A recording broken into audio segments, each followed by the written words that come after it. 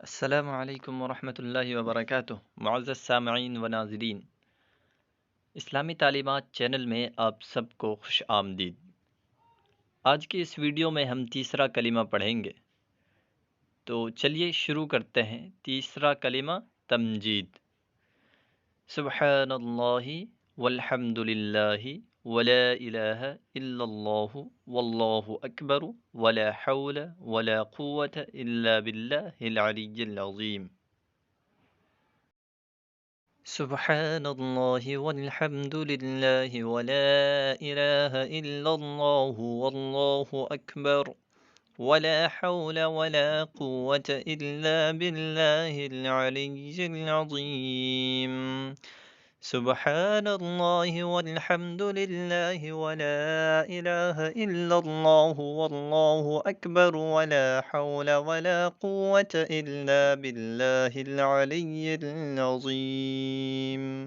اردو میں ترجمہ کہ سبحان اللہ والحمد للہ، اللہ پاک ہے، سبحان اللہ، اللہ پاک ہے، والحمد للہ، اور سب تعریف اللہ کے لیے ہے، ولا الہ الا اللہ، اور اللہ کے سوا کوئی معبود نہیں، واللہ اکبر، اور اللہ بہت بڑا ہے، ولا حول ولا قوة الا باللہ العلی العظیم، گناہوں سے بچنے کی طاقت اور نیکی کرنے کی توفیق نہیں ہے مگر اللہ کی طرف سے جو بہت بلند عظمت والا ہے۔